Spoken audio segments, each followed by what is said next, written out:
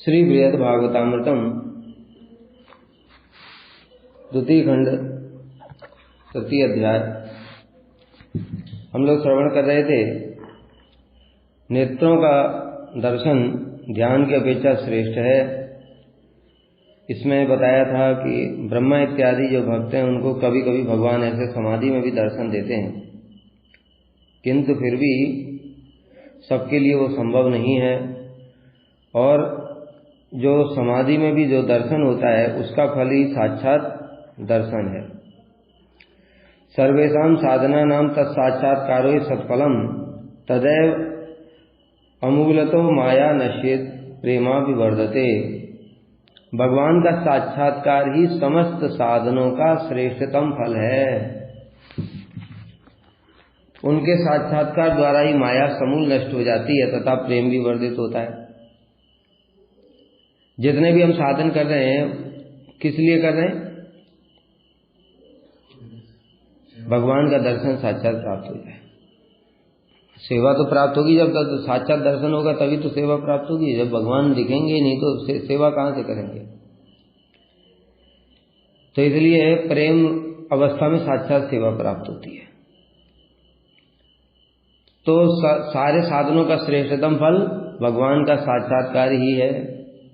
गोपियां तो सब समय ही कृष्ण की सेवा करती हैं। जब कृष्ण वन में चले जाते हैं तो भी मानसिक सेवा करती हैं, लेकिन क्या उनको उससे संतुष्टि मिलती है? तो उसका भी फल क्या है? साक्षात। इसलिए ये सबसे श्रेष्ठतम फल है। उनके साक्षात्कार द्वारा ही माया समूल नष्ट हो जाती है। ये थोड़े नीचे वाले भक्तों के लिए कह रहे हैं, अभी उन्नत भक्तों की तो बात ही अलग है। नीचे वाले भक्त मतलब माया समूल नष्ट हो जाती, किसके लिए बोलेंगे? उनके तो कोई माया ही नहीं है, उनका तो सच्चिदानंदमय देह है, इसलिए उनके लिए नहीं कहेंगे।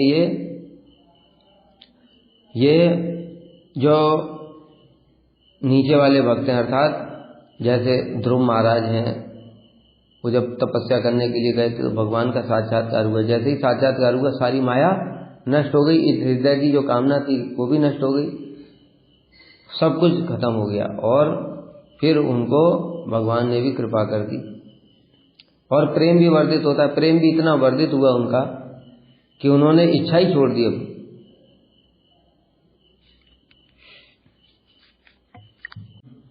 श्री भगवान का साक्षात दर्शन ही नवदा भक्ति और मानसिक धारणा ध्यान इत्यादि रूप फल है। भगवान का साक्षात्कार ही समस्त साधनों का श्रेष्ठतम फल है, क्योंकि भगवान का साक्षात्कार होने से ही माया समूल नष्ट हो जाती है, अर्थात भगवान की विस्मृति रूपी अविद्या तक नष्ट हो जाती है। पाप पापी अविद्या सब कुछ नष्ट हो जाता है। भगवान का साक्षात्कार होने मात्र से ही भक्त के हृदय से समस्त प्रकार के अहंकार रूप बंधन भी कट जाते हैं। अहंकार मतलब मैं भोगता हूँ, मैं करता हूँ, मैं शरीर हूँ, ये प्रकार का अभिमान है। लेकिन जब वो भगवान का साक्षात दर्शन करता है तो उसको जो विस्मृति थी कृष्ण के चरणों की, वो सब स्मृति में बदल जाती है। अरे मैं तो प्रभु का दास हूँ, प्रभु सामने ही आ गए, कितना दया करके। इस प्रकार से उनको हो जाता है। और श्रीमद् भागवत में ऐसा वर्णन है, क्या वर्णन है? प्रथम स्कंद में विद्यते हृदय ग्रंथि छिद्यते सर्व संशया क्षीयन्ते चास्य कर्माणि दृष्ट एव आत्मनिषु।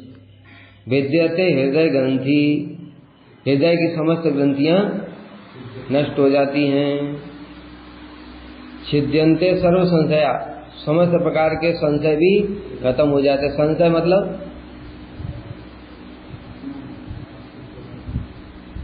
संशय का मतलब क्या है? साध्य साधन का भ्रम, चार प्रकार का स्वरूप भ्रम होता है ना, यही सब संशय है। कौन कौन सा होता है? स्वरूप भ्रम, स्वस्वरूप भ्रम, पर स्वरूप भ्रम, साध्य साधन स्वरूप भ्रम, माया का स्वरूप। ये चार प्रकार के जितने, यही तो भ्रम है सारे, यही अविद्या है सब। तो इसलिए ये चार प्रकार के जो भ्रम है, संशय, संशय मतलब स्वस्वरूप के विषय में संशय, मैं मनुष्य हूँ, मैं पशु हूँ, मैं राजा प्रजा स्त्री पुरुष कर्ता, ये सब प्रकार के संशय खत्म हो जाते हैं। सीधे भगवान के दर्शन करते ही मैं कृष्ण का दास हूँ, परस्वरूप मतलब जब तक भगवान का साक्षात्कार नहीं होता तब तक कभी किसी देवता के प्रति, कभी किसी के प्रति उनको सोचते हैं कि ये हमारे इष्ट हैं, आराध्य हैं, और उसमें भी फिर भगवान में भी कौन सा स्वरूप है वो भी हमको पता नहीं, वो भी खत्म हो गया जो भगवान का साक्षात्कार हुआ। तो स्वस्वरूप, परस्वरूप, साध्य साधन क्या है ये भी खत्म हो जाता है। इस प्रकार के सारे संशय ही खत्म हो जाते हैं। और क्या होता है,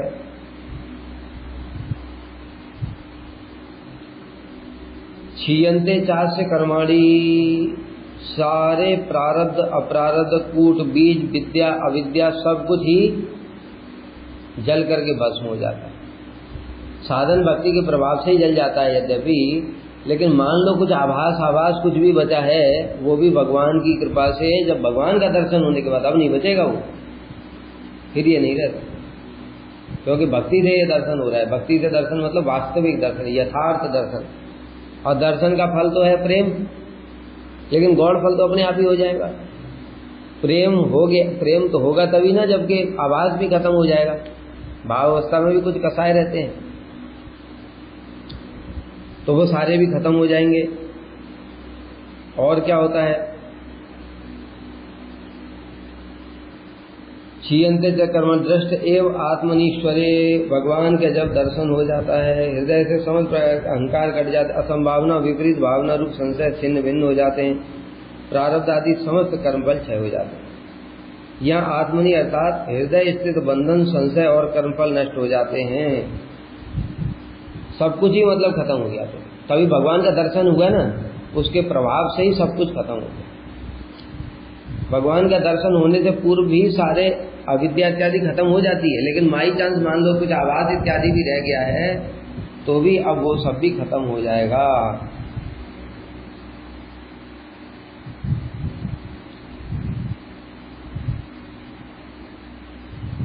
अथवा आत्मनि अर्थात परम प्रेमास्पद ईश्वर के मन में दृष्ट होने से अथवा साक्षात चक्षु द्वारा दृष्ट होने से समस्त संशय और कर्म ग्रंथि छेदन हो जाती, ये तो बताइए। परंतु साक्षात दर्शन द्वारा ही सौंदर्य, माधुर्य आदि के अनुभव से प्रेम अर्थात भगवान से संबंधित विशेष भाव ही बढ़। देखो बाकी चीजें गौड़ थी, हृदय ग्रंथि छिन्न हो जाती है, अविद्या दूर हो जाती है, कर्मफल नष्ट हो जाती है, ये तो साधन भक्ति से भी हो जाते हैं। ये भगवान के दर्शन का मुख्य फल नहीं है। भगवान के दर्शन का मुख्य फल क्या है? प्रेम बढ़ना।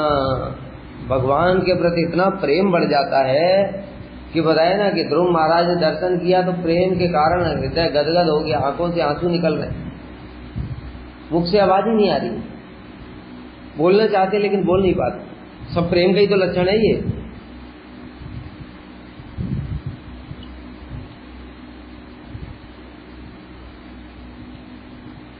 यहाँ विचारणीय कि हृदय ग्रंथि का छेदन, संशय नाश और समस्त प्रकार के कर्म भगवान के साक्षात्कार का मुख्य फल नहीं है, गौड़ फल है, किंतु भगवान के चरण कमलों के प्रति प्रेम ही ऐसे साक्षात्कार का मुख्य फल है।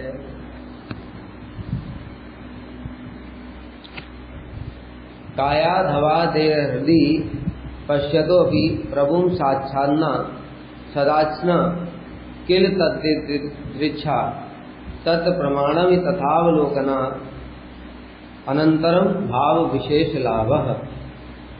कयाधवा, कायाधवा मतलब कयादु के पुत्र श्री प्रहलाद जी को हृदय पश्यतोपि, सब समय हृदय में दर्शन करते थे प्रहलाद जी। तो श्री विष्णु श्रवणे परिचित भगवत व्याधि कीर्तन प्रहलाद स्मरण, प्रहलाद सब समय भगवान का स्मरण करते, सब समय हृदय में दर्शन भी करते हैं।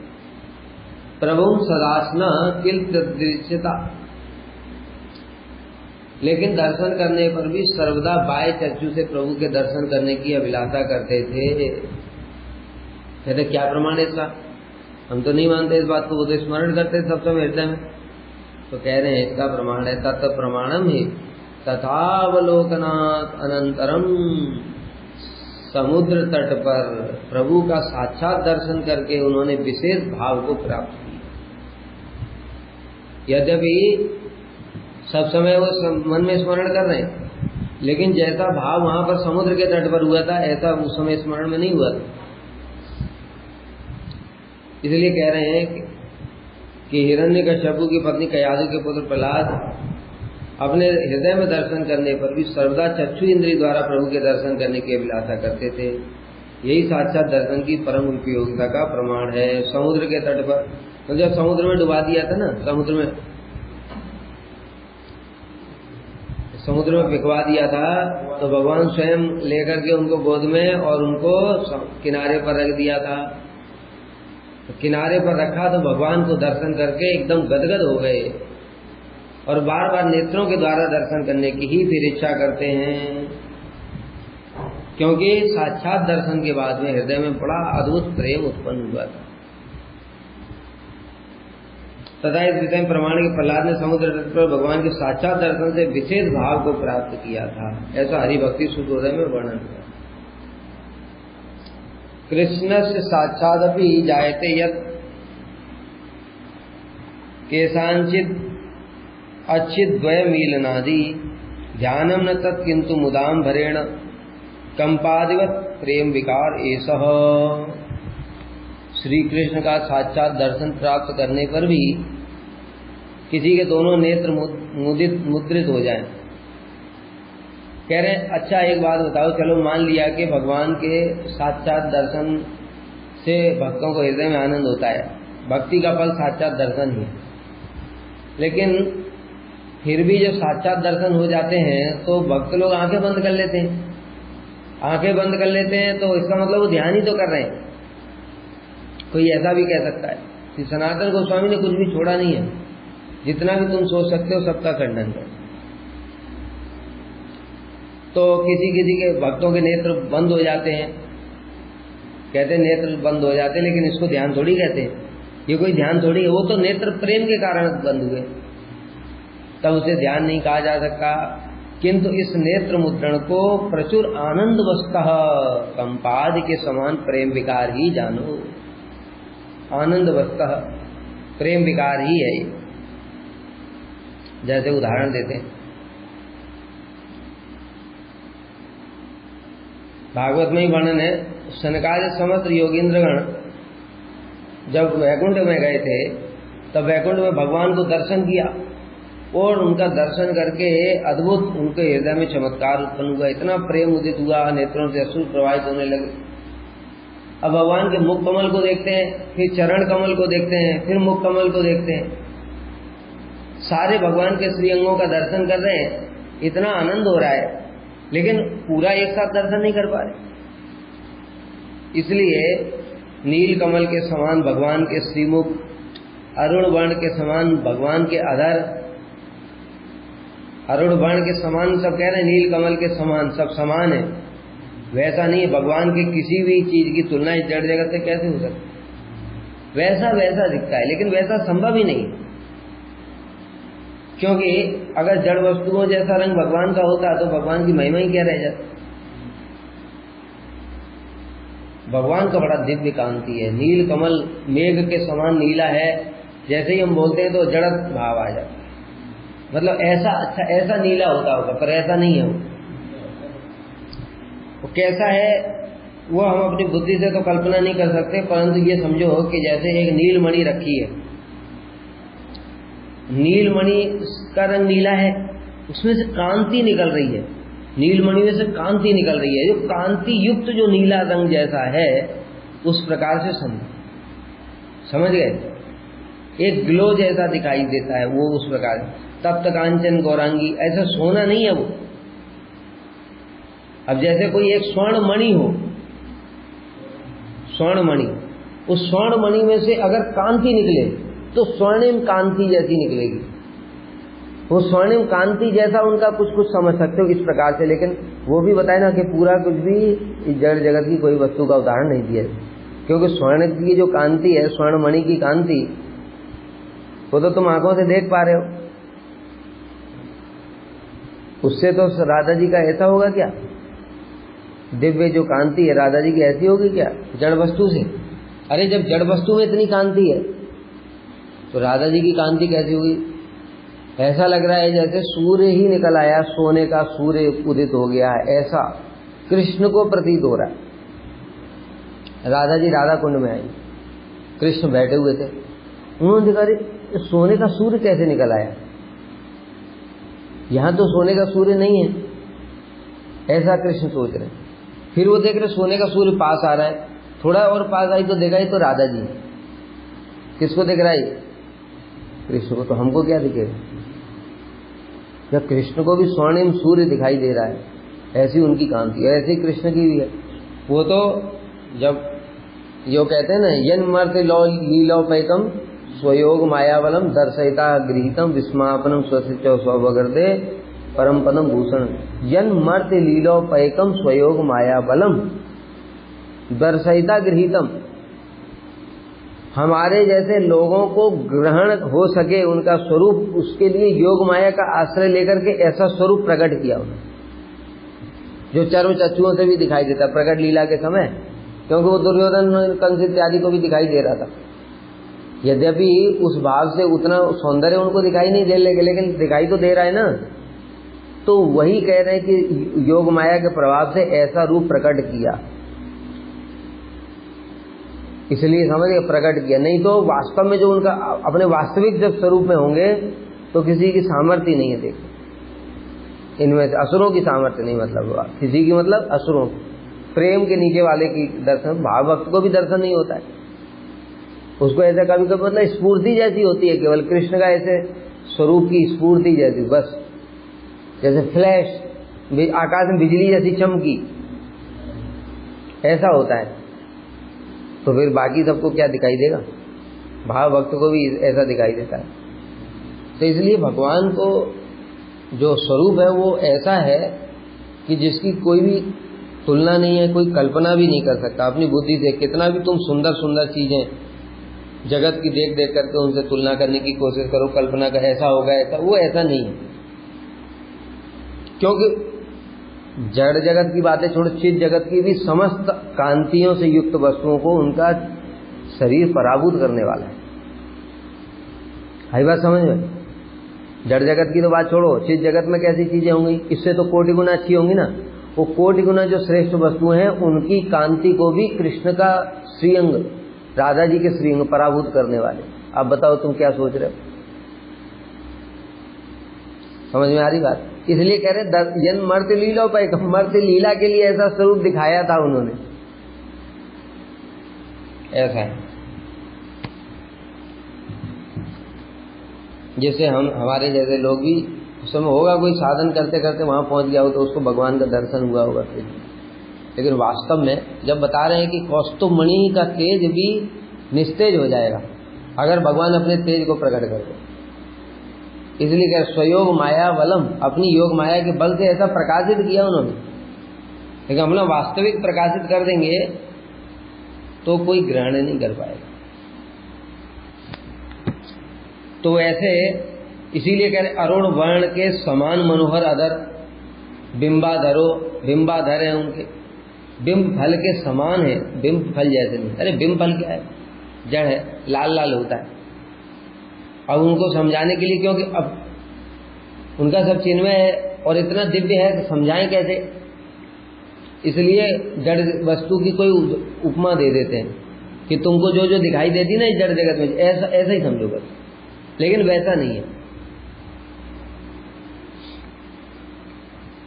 कुंद पुष्प के समान उनके मधुर हास्य का दर्शन कर अत्यंत आनंदित हुए। मुकुंद इसलिए उनका नाम, मुखम कुंद पुष्पवत इति मुकुंद, जिनका मुख कुंद पुष्प के समान है। राधा जी को कुंद पुष्प इसलिए प्रिय है। मुकुंद की 3 परिभाषा बताई थी, याद है? पहला मुकुंद मुक्तिम ददाति थी, मुकुंद जो मुक्ति प्रदान करते हैं। इससे थोड़ा और श्रेष्ठ, इससे श्रेष्ठ हुआ मुक्ति सुखम कुत्सितम कृत्वा प्रेमानंदम ददाति, मुक्ति सुख को अत्यंत तुच्छ करके जो प्रेमानंद प्रदान करते हैं, ये थोड़ा हायर प्रेमानंद प्रदान करते। इससे और हाईएस्ट, हाईएस्ट मुखम कुंद पुष्प। हमको लगा मुखम कुंद पुष्प ये तो छोटा लग रहा है, प्रेमानंद ये राधा जी का भाव। राधा जी को कुंद पुष्प इसलिए प्रिय है क्योंकि उन कृष्ण का मुख जो है कुंद पुष्प के समान मधुर हास्य है, स्मित हास्य, इसलिए तो वर्णन कर रहे हैं। तो इसलिए ये श्रेष्ठ है। राधा जी जिसका रसास्वादन कर रही हैं वो तो सबसे श्रेष्ठ है। अधर और कुंद पुष्प के समान उनके मधुर हास्य का दर्शन करके अत्यंत आनंदित हुए। कुंद पुष्प समय कुछ होगा, विकसित होता होगा, जैसे इतना अच्छा लगता होगा, ऐसे हास्य इस प्रकार का। अब ये सब उपमाएं हम बुद्धि से, जड़ बुद्धि से नहीं समझते। तदनंतर ऐसे दर्शन किया मुख का, फिर उसके बाद नीचे की ओर जब दृष्टि करी तो उनकी नखमणि से शोभित अरुण बाण से युक्त चरण कमल के दर्शन किए। अब जो बताया उनके चरण कमल भी कैसे हैं, मतलब ये समझ लो कि एक तुम कोई वो बनाओ, जैसे तिरुपति बालाजी का विग्रह है, अब ऊपर उसमें नीलमणि लगा दो, चरणों में लाल मणि जो वो होती है ना, लाल मणि, वो लाल एक होता है मणि, क्या नाम है उसका,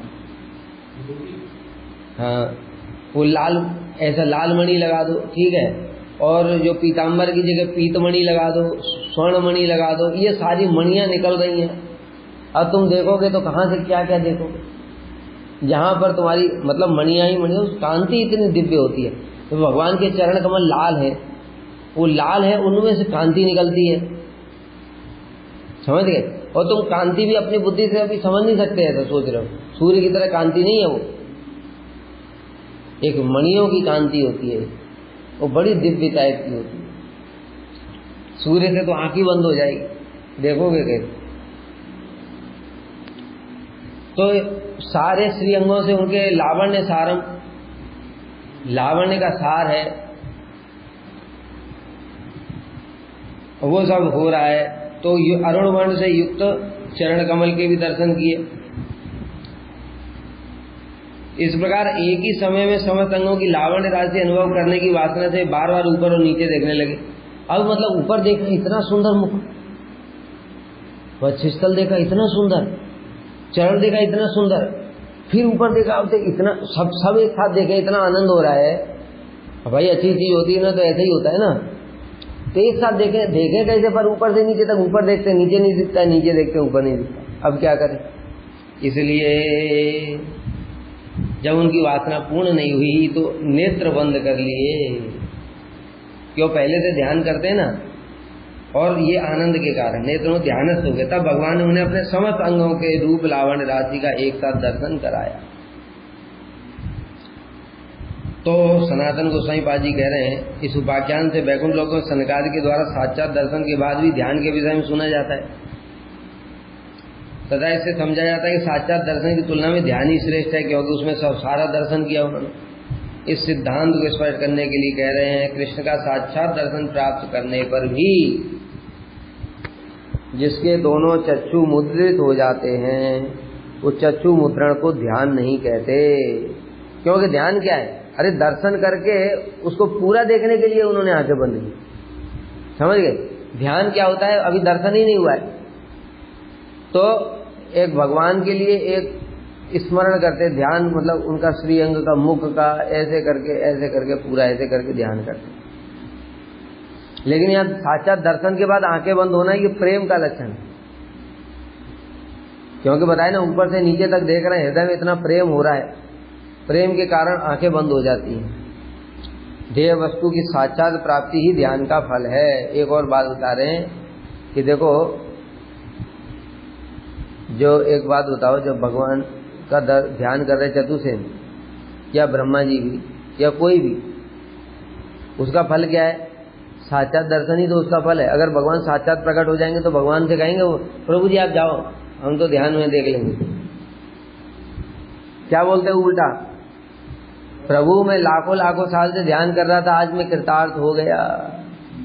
ऐसा क्यों बोल रहे हैं, जब ध्यान ही श्रेष्ठ होता तो ऐसा क्यों बोल रहे थे। क्योंकि ध्यान से दर्शन ही श्रेष्ठ है, ध्यान का फल ही यही है, तभी तो ऐसा बोल रहे हैं। मेरी लाखों साल की तपस्या फलीभूत हो गई। करदम ऋषि, करदम मुनि ध्यान कर रहे हैं, ध्यान करते करते भगवान प्रकट हुए, तो फिर आंखें क्यों खोल दी, जब ध्यान ही श्रेष्ठ है। तो चतुर्सेन भी क्यों वहां वैकुंठ में गए थे, ध्यान में तो यही हो जाता उनको दर्शन। चतुर्सेन तो भगवान के अभिशापदार है, सत्यावेश है वो, तो उनको तो ध्यान होता ही है। उन्होंने तो गोप कुमार को भी जब भगवान के स्वरूप दिखा दिए, तो फिर वैकुंठ में क्या करने गए थे वो, बताओ, ध्यान तो यहाँ पे हो ही रहा है। तो इसलिए ये जो आंखें बंद करी हैं इसको ध्यान नहीं माना जाएगा। अतः इस प्रकार चक्षु मुद्रणादि क्रिया की प्रेम का विकार अर्थात श्री कृष्ण दर्शन से उत्पन्न प्रचुर आनंद वस्तः स्वेद रोमांच कंप अश्रु पुलक इत्यादि की भांति प्रेम के बाह्य लक्षणों के रूप में ही जानना होगा। यहाँ ध्यान की भांति होने के कारण ध्यान शब्द से कथित होने पर भी वास्तव में वह ध्यान है। ध्यान की भांति था ये जो चतुर्सेन ने आंखें बंद की, ध्यान की भांति था, पर इसको ध्यान नहीं कहते। ध्यान का प्रोसेस है ना, बताए तो वो सब पढ़ो जाकर के, हमें तो कोई इंटरेस्ट नहीं होता क्या क्या ध्यान में होता है। वो तो ऐसा कुछ किया नहीं उन्होंने। क्या कहाँ से शुरू होता है? यम नियम आसन प्राणायाम प्रत्याहार धारणा ध्यान समाधि ये सब होता है ना, ये सब तो कुछ हुआ नहीं। इस प्रकार से साक्षात दर्शन का ही परम फल सिद्ध होता है। ध्यानम परोक्षे युज्येत न तो साक्षात महाप्रभो अपरोक्षे परोक्षे अभियुक्तम संकीर्तनम सदा। भगवान का ध्यान उनकी अनुपस्थिति में ही संगत होता है। क्या बता रहे हैं? ये जो अभी हमने बात बताई वही बात बताई कि भगवान नहीं है तब कोई ध्यान करता है। भगवान साक्षात बैठे, ब्रह्मा जी के सामने बैठ गए भगवान, ब्रह्मा जी कह रहे प्रभु मैं ध्यान में दर्शन करूंगा आपका। चतुर्सेन ही को ले लो, चतुर्सेन के सामने अगर तपोलोक में भगवान आ जाएंगे, वो ध्यान कर रहे हैं, भगवान वहां पहुंच गए, तब ध्यान करेंगे बैठ के।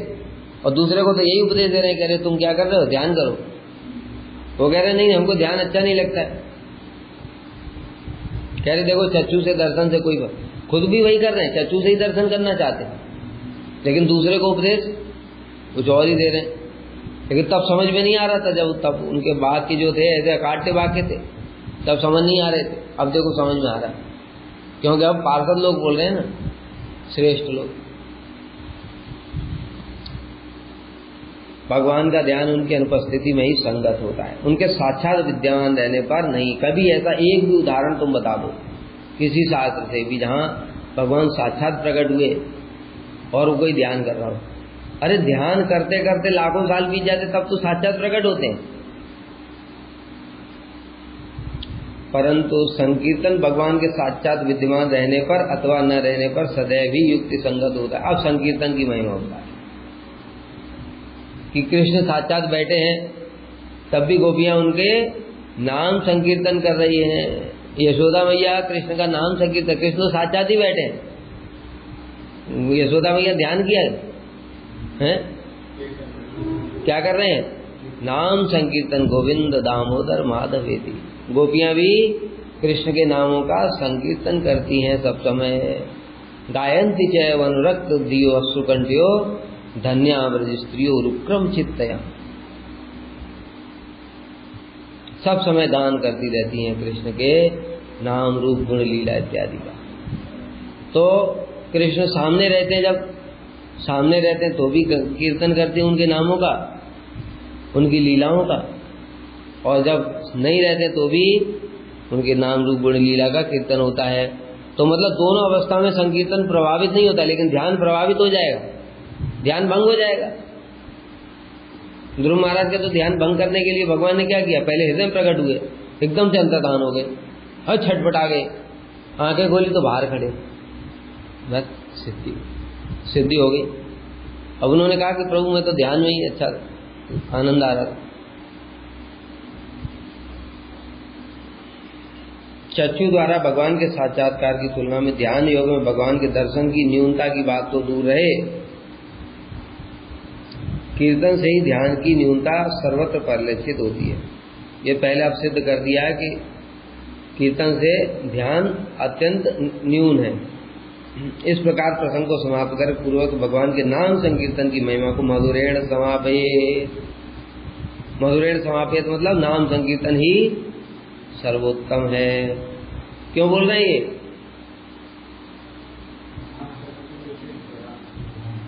अरे इसलिए बोल रहे हैं कि बेटा तुम अब गोप कुमार जी, अगर आपको भगवान के दर्शन करने वैकुंठ में तो नाम संकीर्तन करना पड़ेगा। और इसलिए इतनी बड़ी बड़ी बातें बताई कि तुमने अब जो जो सुन करके आए पहले सुन लो ये सब, इनका हम खंडन कर देते हैं और फिर नाम संकीर्तन की महिमा बता रहे हैं, इसलिए तुम नाम संकीर्तन से ही वहां पहुंच पाओगे। तो उसका ध्यान करते, ध्यान में गोपाल मंत्र जप करेंगे, कहते उसको छोड़ो, नाम संकीर्तन करो, उससे प्रेम होगा। इस न्यायानुसार पुनः युक्ति संगत कहने के लिए ध्यानम इत्यादि कह रहे हैं। भगवान का ध्यान परोक्ष में सर्वत्र ही युक्ति युक्त होता है, किंतु अपरोक्ष में अर्थात उनके साक्षात विद्यमान रहने पर युक्ति युक्त नहीं होता। जब भगवान नहीं है तो ध्यान करते हैं सभी, जब भगवान साक्षात विराजमान फिर ध्यान करने की जरूरत नहीं है। किंतु कीर्तन परोक्ष और अप्रोक्ष दोनों स्थिति में युक्ति संगत है सब समय। श्रीमद् भागवत के रास पंचाध्याय में वर्णन है, अप्रोक्ष में श्री कृष्ण के सामने ही गोपियों ने कृष्ण का संकीर्तन किया। रास क्रीड़ायाम गायन्त्यस्तम तड़ितम इवता मेघ चक्रे विरेजु इति। विष्णु पुराणे च कृष्ण शरच्चंद्रमसम कौमुदी कुमुदाकरम जगौ गोपी जनस्तेकम कृष्णाम पुनः पुनः। समस्त गोपियां कृष्ण को घेर कर कृष्ण कृष्ण कृष्ण गान करते करते मेघ चक्र में विद्युत माला के समान अर्थात बादलों में बिजली चमकने के समान विराजने लगी। इस प्रकार विष्णु पुराण में भी ऐसा श्री कृष्ण स्वयं शरद ऋतु के चंद्र जिसकी चांदनी रात्रि काल सरोवर में कुमुद को खिलाती है कि महिमा गान करने लगे, तथा समस्त गोपियां भी केवल कृष्ण कृष्ण नाम पुनः पुनः, जैसे हम लोग करते हैं हरे कृष्ण, ऐसे कृष्ण के सामने ही कृष्ण कृष्ण कीर्तन कर रही। तो देखा तो नहीं क्या कोई गोपी ध्यान कर रही है। इस प्रकार से रास के उपयोगी समस्त गान श्री कृष्ण द्वारा गाए गए, और यह गीत जितना उच्च होना संभव हुआ उतने उच्च स्वर से गान हुआ, मतलब पंचम स्वर, सप्तम स्वर। रास लीला है, इसमें सब कुछ है। किंतु समस्त गोपियां श्री कृष्ण को साधुवाद प्रदान कर केवल कृष्ण कृष्ण कहकर उससे भी दोगुने उच्च स्वर से गान करने लगी। कृष्ण बढ़िया बढ़िया कुछ गान कर रहे थे और गोपियों ने केवल कृष्ण कृष्ण कहकर के साधुवाद दिया। तो इस प्रकार से उपस्थिति और अनुपस्थिति में दोनों में ही, जैसे गोपी गीत में गोपियां गा रही ना, उनकी लीलाओं को गान कर रही हैं। उद्धव के ब्रज आगमन के समय पर, भ्रमर गीत के समय पर, मधुपकितव बंधो इत्यादि, तो ये सब में देखा जाता है कि कीर्तन ही मुख्य है। श्रीमन नाम प्रभोस्तस्य श्री मूर्ते अति प्रियम जगद हितम सुखोकास्यम सरसम तत्समम नहीं। भगवान को श्री नाम अपनी मूर्ति से भी अधिक प्रिय है। मूर्ति मतलब श्री विग्रह, क्योंकि वह नाम जगत का हितकारी सहज उपास्य तथा रस से पूर्ण है, अतः उस नाम की तुलना में अन्य कुछ भी नहीं है। यहाँ पर नाम की श्रेष्ठता को स्थापित कर दिया गया है।